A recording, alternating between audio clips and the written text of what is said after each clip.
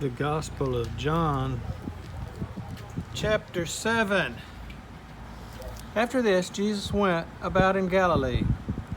He would not go about in Judea because the Jews were seeking to kill him.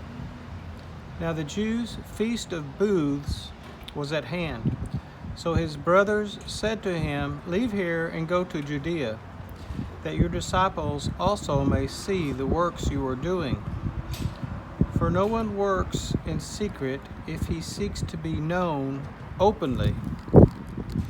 If you do these things, show yourself to the world, for not even his brothers believed in him." Jesus said to them, "My time has not yet come, but your time is always here. The world cannot hate you, but it hates me, because I testify about it that its works are evil. You go up to the feast. I am not yet going up to this feast, for my time has not yet fully come." After saying this, he remained in Galilee.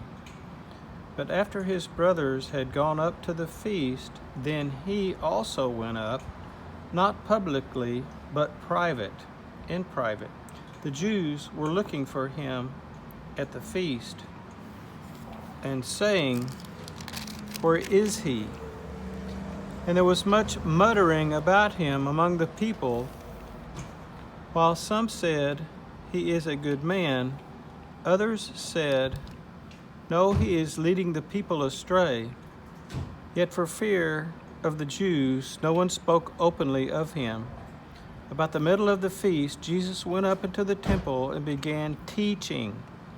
The Jews therefore marveled, saying, "How is it that this man has learning, when he has never studied?" So Jesus answered them, "My teaching is not mine, but his who sent me.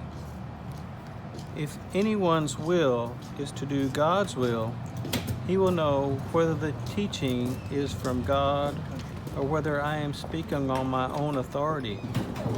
The one who speaks on his own authority seeks his own glory, but the one who seeks the glory of him who sent him is true, and in him there is no falsehood. Has not Moses given you the law? Yet none of you keeps the law. Why do you seek to kill me?" The crowd answered, "You have a demon who is seeking to kill you." Jesus answered them, "I did one work, and you all marvel at it. Moses gave you circumcision, not that it is from Moses, but from the fathers. And you circumcise a man on the Sabbath. If on the Sabbath a man receives circumcision, so that the law of Moses may not be broken, are you angry with me because on the Sabbath I made a man's whole body well? Do not judge by appearances, but judge with right judgment." Some of the people of Jerusalem therefore said, "Is not this the man who they seek to kill? And here he is, speaking openly, and they say nothing to him. Can it be that the authorities really know that this is the Christ? But we know where this man comes from, and when the Christ appears, no one will know where he comes from." So Jesus proclaimed as he taught in the temple, "You know me, and you know where I come from, but I have not come of my own accord. He who sent me is true, and him you do not know. I know him, for I come from him, and he sent me." So they were seeking to arrest him, but no one laid a hand on him, because his hour had not yet come. Yet many of the people believed in him.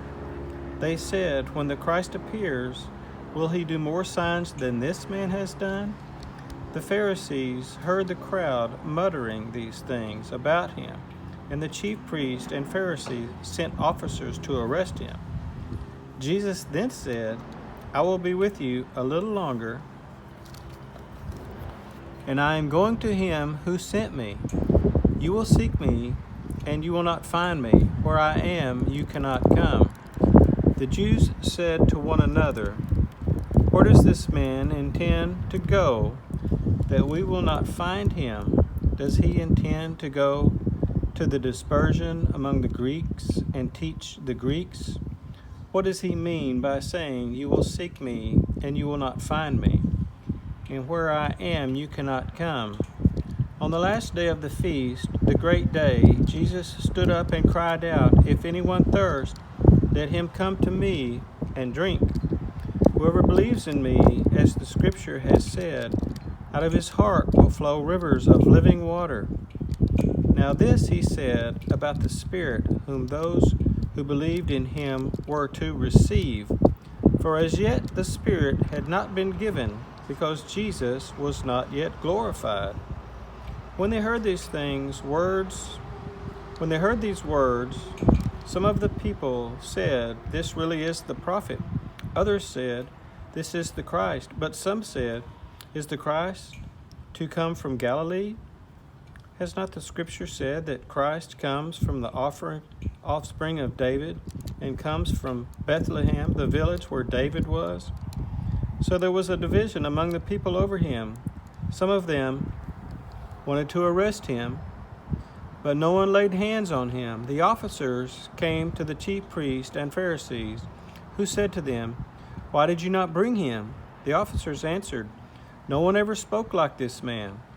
The Pharisees answered them, "Have you also been deceived? Have any of the authorities or the Pharisees believed in him? But this crowd that does not know the law is accursed." Nicodemus, who had gone to him before, and who was one of them, said to them, "Does our law judge a man without first giving him a hearing and learning what he does?" They replied, "Are you from Galilee too? Search and see that no prophet arises from Galilee." They went each to his own house.